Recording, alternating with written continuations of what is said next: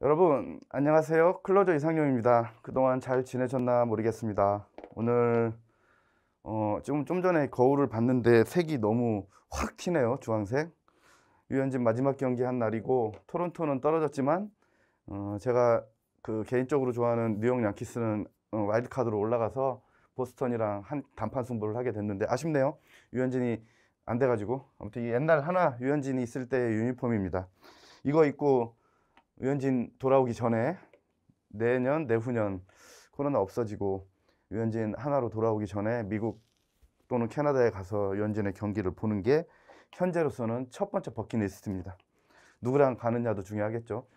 자, 여러분 한번 웃으시라고. 그리고 오늘 비도 오고 날씨도 꾸물꾸물한데 여러분들한테 제가 이 테마를 오늘 가져온 건 지금 제가 한참 경찰 간부 민법 총칙 강의 진행 중이라서 오늘도 경감 민총 강의 촬영하러 왔는데 어제랑 그저께 생각을 해보니까 10월 15일이 국가 또는 국가가 아니고 지방 또는 서울 7급 시험일이더라고요. 다음 주 15일 토요일 날이. 그래서 그 전까지 다른 국가 7급을 위해서 올려드렸던 최신 판례랑 부서법령 강의 마지막으로 해드린 게 벌써 3, 4주 전인데 그 이후로 최소한으로만 가져왔습니다. 오늘은. 왜냐하면 국회법이 많이 개정됐는데 시행일이 시험 이전일 것만 가져왔어요. 근데 중요한 게 두 개나 나왔습니다.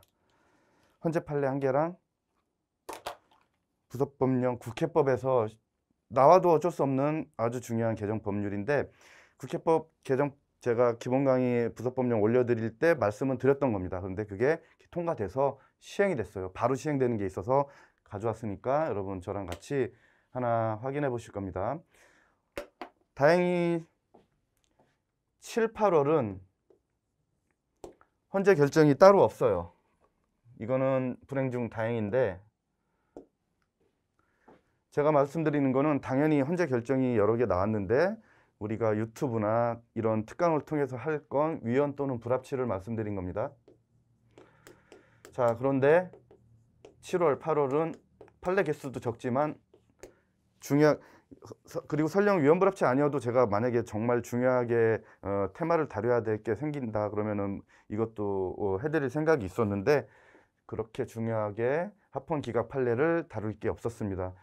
9월에 30일 날, 오늘이 10월 4일이니까 지난주 마지막 주에 30일 날 위헌 판결이 하나 나왔는데 그게 공직자윤리법, 지금 보실 공직자윤리법 부칙과 관련된.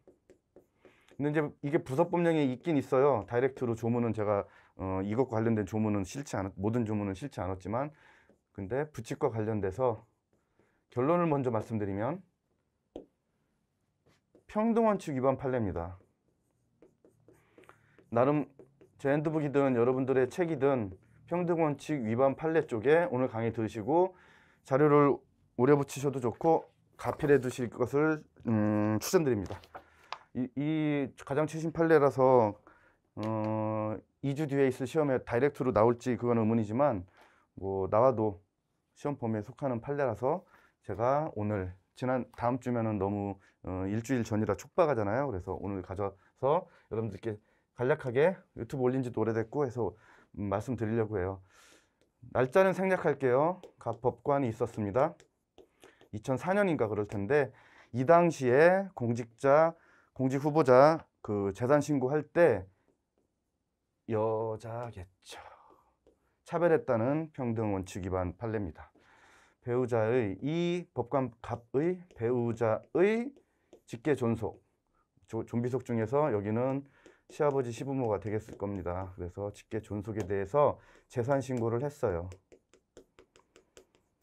날짜는 아마 2004년도 사실관계 보면 2004년도인가 그 정도 되는 판례인데 그 뒤에 시간이 흘러서 다시 공직자 재산 변동 신고를 할 이거는 아마 2017년으로 제가 사실관계 한번 봤을 때 기억이 나는데 변동 신고를 요때 여러분 심판 대상 조항에서 변동 신고를 할 시점에는 법이 이렇게 바뀌었어요.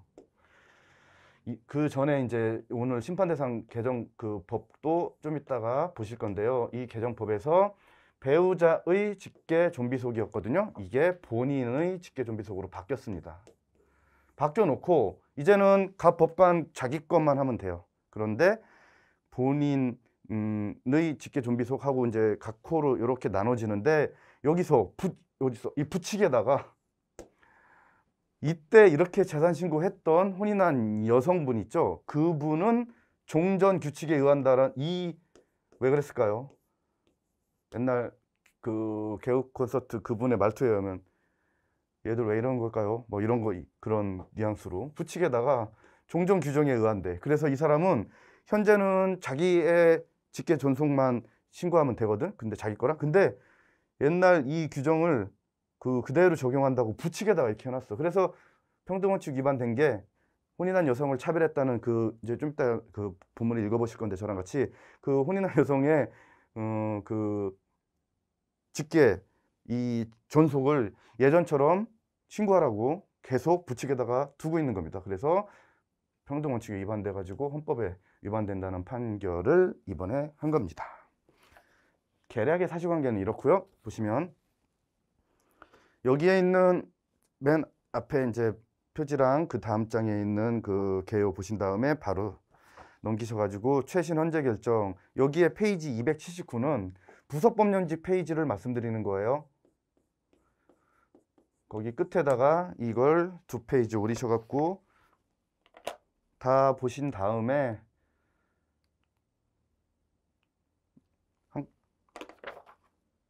이걸로 썸머리를 해드리겠습니다. 자, 공직 제목 보시면 공직자윤리법 부칙 2조 위헌 제청이에요. 부제를 보시면 혼인한 여성 등록 의무자의 등록 대상 재산 사건. 결정의 의 지금은 4일밖에 안 돼가지고 이거에 대한 원래 판결 요지, 결정 요지 이렇게 해서 다 올라와 있지 않고 결정 요지 중에서 제가 편집해 갖고 가져온 건데 시험을 대비하기 위해서는 이 정도로 충분합니다. 결정의 의의를 먼저 보시면 여기랑 써놓은 거랑 비슷하긴 한데 혼인한 등록 의무자 모두 배우자가 아닌 본인의 직계 존비 속의 재산을 등록하도록 공직자윤리법이 개정되었음에도 불구하고 끊으시고 개정 전 공직자윤리법 조항에 따라 이미 배우자의 직계 존비 속의 재산을 등록한 아까 말씀드린 법관 갑의 혼인한 여성 등록 의무자의 경우에만 종전과 동일하게 계속해서 이렇게 바뀌었는데도 배우자의 직계 존비 속의 재산을 등록하도록 규정한 공직자윤리법 부칙 예 2조는 평등원칙에 위반된 것으로 헌법에 위반된다. 그래서 이렇게 했음에도 불구하고 지금 읽었던 이렇게 그때 등록된 여성 이 경우에만 여전히 규정하도록 했으니까 평등원칙 위반됐다는 게 이번 판례의 취지입니다. 불합치 이런 걸로 이제 헷갈리시면 안 되고요. 예전에는 위헌 판결을 헌법 불합치 또는 헌법 불합치인데 이거는 헌법에 위반된다는 위헌 판결을 선고받았다라는 문제도 있긴 했었어요. 근데 요즘은 그런 식으로는 잘 속이지 않습니다. 부칙 위반된 거고요. 밑에 있는 심판 대상 조항 여러분들 한번 이렇게 보시면 되고 그 결정의 의 나머지 거 여러분들 읽어보시면 돼요. 관련 조항도 지금은 그 공직자윤리법 4조 1항 3호를 보시면 본인의 직계 존속, 직계 비속 다만 참고로 그래서 이 판결 요지는 말 그대로 그 헌재에서 전체 판결 요지가 결정 요지가 올라온 게 아니라 그 짧게 판결 요지로 해서 올라온 걸 제가 이제 잘 거기는 동그라미 이런 식으로 돼 있거든요. 그래서 제가 잘 편집해 가지고 여러분들이 여기서 하나 중요하게 제가 다뤄드릴 게 하나 있어서 그 다음 페이지에서 판결 요지에서 하나 말씀드릴 게 있어요. 평등원칙 위반이잖아요. 그런데 헌법에서 우리가 여러분들이 알고 있는 평등원칙 심사 제가 말하는 잣대 심사 기준에서 완화된 심사 기준과 엄격한 심사 기준이 있잖아요. 두 개. 그래서 이렇게 비례심사 그러니까 완화된 심사하고 비례심사 두 개를 두고 있는데 완화된 심사랑 이렇게 비례심사로서 잣대를 두고 있는데 이 비례심사에서 엄격한 비례심사가 있고 완화된 비례심사가 있는데 이거는 이런 판례 나올 때 이 쉬운 결론을 물어볼 수도 많이 물어보겠지만 얘를 물어볼 수가 있어요. 여기에 무슨 잣대를 갖다 댔는지 헌법에서 특별히 평등을 명한 차별을 할 때 그런 경우에 엄격한 비례 심사를 하고, 그리고 중대한 기본권 제한이나 침해됐을 때, 키워드가 특중이었습니다. 이럴 때 엄격한 비례 심사를 하는데, 비례 심사 중에서도 이 판례에서 엄격한 비례 심사를 적용했다는 것까지 알고 계셔야 돼요. 그게 판결 요지 1번입니다. 밑줄만 보시고 나머지는 여러분들의 정독으로 맡겨드리겠습니다. 여러분들이 정독하실 것을 제가 당부드립니다. 자, 판결 요지 1의 밑줄, 혼인한 남성 등록 의무자와 이미 개정 전 공직자 윤리법 조항에 따라 재산 등록을 한 혼인한 여성의 등록 의무자를 달리 취급하고 있다. 헌법 11조 1항은 성별에 의한 차별을 금지하고 있고, 헌법 36조 1항은 혼인과 가족 생활에 있어서 특별히 남녀의 평등 대우를 명하고 있어. 여기에 해당되는 거네. 그래서 이 사건 부칙 조항이 평등 원칙에 위배되는지 여부를 판단함에 있어서는 뭐를 잣대로 들이댄다고요? 엄격한 비례 심사. 틀린 지문 퀘스천으로 물어볼 때 완화된 비례 심사를 적용했거나 이런 식으로 바꾸면 지문 틀린 걸로 만들 수 있습니다. 그리고 두 번째에서 밑줄만 읽으면서 복습할게요. 그래서 그거 꺽쇠 해드렸습니다. 첫 번째는 엄격한 심사 척도를 적용하여 비례 원칙에 따른 심사에서 완화된 심사가 아니라 엄격한 심사를 기준으로 잣대를 들이댔다는 것까지 이 결론과 함께 동시에 알고 계셔야 됩니다. 이에 밑줄만, 일부 혼인한 여성 등록 의무자에게 이미 개정 전 공직자 윤리법 조항에 따라 재산 등록하였다는 이유만으로 남녀 차별적인 인식에 기인하였던 종전의 규정에 따를 것을 요구하고 있어. 다 읽어보면 고개가 끄덕여지고 얘들 왜 이럴까요? 이렇게 되는 거예요. 그래서 맨 마지막 밑줄, 이는 성별에 의한 차별금지 및 혼인과 가족생활에서의 양성평등을 천명하고 있는 헌법의 정면으로 위배되는 것으로 그 목적 정당성을 인정할 수 없다. 따라서 이 사건 부칙 조항은 평등원칙에 위배된다. 예상지문은 이거에 대한 결론 하나만 제가 실어드렸거든요. 그런데 엄격한 비례심사 적용했다는 거하고 목적의 정당성 인정할 수 없다는 판례에 이 판례를 추가시키면 됩니다. 여러분들 제 책 가지고 계신 분들은 전부 쫙 정리해드렸잖아요. 가장 최근에 있는 목적의 정당성 없었던 거 기억나시나요? 지난 정권 때 블랙리스트 판결할 때 목적의 정당성 자체가 없어서 이하, 수, 해, 법, 수단의 적합, 침해의 최소, 법익의 균형성 따져볼 것도 없이 헌법 위반. 여기도 그 목적의 정당성을 인정할 수 없어서 평등원칙에 위배된다고 판시하고 있습니다. 자, 그러고 나서 밑에 예상 지문은 그대로 읽어만 보시면 됩니다. 이게 이 단순한 결론으로만 다다음 주에 있는 시험에서 물어볼 수도 있어요. 자, 그리고 뒷장 넘기시면 국회법에서 이제 식사하시다가 뉴스를 보신 분들은 그때 법사위장을 후반기 원구성할 때 법사위장을 야당한테 주면서 체계자구 심사를 단축시켜가지고 요렇게 120일에서 지금 현행 120일이거든요. 좀 이따 조문 보실 건데 60일로 지난번 강의 때 부서법령 특강 때 이걸 언급을 해드렸어요.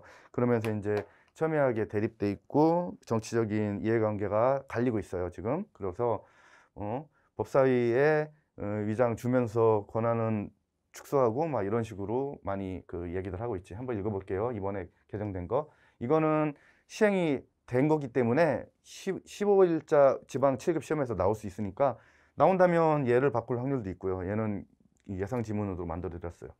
현행 법률에 따르면 위원회에서 법률안 심사를 마치거나 위반을 하였을 때 법사위 회부에서 체계자구 심사를 거쳐 본회의에 부의하도록 현재 돼 있었어요. 그러니까 여기서 말하는 현행은 요 개정되기 전 거를 현행이라고 한 겁니다. 이건 제가 쓴 게 아니고 법제처에 들어가면 누구나 볼 수 있는 거예요. 자, 그러나 법사위 체계자구 심사 권한의 범위를 넘어서는 심사로 인해서 법안 심사 계속 여기서 이만큼 다 잡고 있으면 몇 달입니까? 이게 벌써 4달이잖아요. 계속 그걸 법사위에서 이제 나쁜 그 휘두르는 권한의 예도 많이 여러분들하고 제가 봤죠. 그래서 이런 비판이 있었습니다.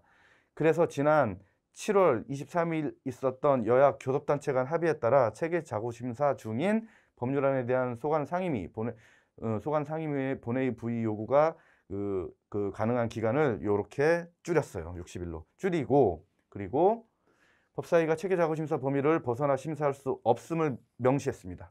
좀 이따 보실 조문에다가. 이건 신설이에요. 이거는 얘는 개정이잖아요. 얘는 신설입니다.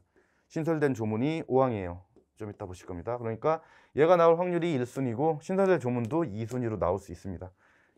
효율적으로 체계자구심사 시간 끌지 말고 빨리빨리 하라고. 자, 그래서 개정국회법 142페이지 86조에다가 얘를 가피를 하시던지, 여기는 숫자만 바꾸시면 돼요. 다른 문구는 그대로니까 5항만 가피해 두시면 됩니다. 5항 보시면 시행됐습니다. 9월 14일 날 지금 개정되자마자 5항만 보시면 법사위는 1항에 따라 회부된 법률안에 대한 체계자구심사 범위를 벗어나는 심사를 하면 안 돼. 이렇게 해서 국회법은 예상지문까지 보시면 어디 틀려 있는지 빨리 확인해 보세요. 예상지문에서. 예상지문이 왜 X지문이에요? 옛날 지문으로 넣어놨으니까 120일로. 그리고 밑에 건 개정된 거 그대로 이렇게 나올 수 있어서 해드렸고, 자, 한번 들어보세요. 이거 말고 얘는 9월 14일 개정법입니다. 자, 여러분, 근데 언제 최근에 개정이 2번 더 있었냐면 날짜가 7월 27일 한 번 있었고, 올해 말이에요. 또 한 번이 5월 18일입니다. 그런데 특히 5월 18일 날 국회의원 이해충돌 방지 많이 들어보셨던, 자, 이거는 조문이 엄청 많이 들어와 있단 말이에요. 근데 얘는 시행일이 2022년 5월 30일이니까 이선 논외. 7월 27일 날 거 중에 혹시 찾아보실 분들이 있어서 제가 말씀드리는 건데, 시행일이 내년인 그다지 중요하지 않은 116조는 무시하시고 시행일이 10월 28일인 게 있어요. 그게 79조의 2입니다. 79조의 2. 이번 시간에 안 해드리는 이유는 다다음 주 시험에 이걸 지금 하고 들어가면 헷갈려서, 시험 전이잖아요 지금. 그러니까 얘는 시험에 안 나와. 이번 그 10월 15일 시험에 안 나오니까 오늘은 나올 만한 딱 그리고 안 나올 수도 있잖아요. 너무 최신 거라. 근데 아니에요. 국회법은 얼마든지 이거는 나올 수 있는 조문입니다. 안 나오면 말고. 자, 계속해서 여러분들 이런 것들 내년 이거 각각 본인들 시험에 맞는 그 각양각색의 시험들 있잖아요. 뭐 경찰에서는 승진 시험 포함해 가지고 그분들은 걱정하지 마세요. 그 전에 제가 이렇게 최소한 2주 전에 모든 거를 터치는 못 해드려도 너무 중요하고 시험에 나올 만한 것들은 제가 유튜브 처음 시작했을 때처럼 초심을 잃지 않고 이렇게 자료까지 만들어서 꾸준히 올려드리겠습니다. 이번 자료도 모두공과 공지출에 동시에 올려드릴 테니까 여러분들 잘 활용해서 하셔서 혼자만 모르고 들어가는 그런 일이 없었으면 좋겠습니다. 오랜만에 만나고 여러분들 제가 조금 아쉬워서 계속해서 많이들 스트레스 받고 계실 텐데, 여러분들 이렇게 한번 해보세요. 스트레스를 뒤집으면, 철자를 뒤집으면 디저트가 됩니다. 스트레스 받으실 때는 가장 좋아하는, 나는 단 거, 나는 뭐 본인들한테 맞는 걸로 디저트를 드십시오. 그러면서 풀면서 공부하셔야지 꾹꾹 참고, 물론 뭐 보고 싶은 거 TV 참고 영화 참고 그런 건 좋은데 너무 참다가 터질 수가 있어. 그래서 여러분들 한번 시작과 끝을 제 옷과 이 문구로 여러분들한테 힘을 드리고 싶은 마음에서 한번, 이거는 제가 써놓고도 경찰 간부에서도 제가 민법 총칙에서도 이걸 써먹었는데 반응이 좋습니다. 여러분 10월 15일 날 시험 보시는 서울 국가 7급 보시는 분들 시험 잘 보시고, 다 각자에 맞는 시험 준비하시는 분들 꾸준히 헌재 판례랑 개정법 업데이트 해드릴 테니까 걱정하지 않으시길 바랍니다. 오늘도 여러분들의 시험을 끝내줄 클로저 이상용이었습니다. 들어주셔서 감사합니다.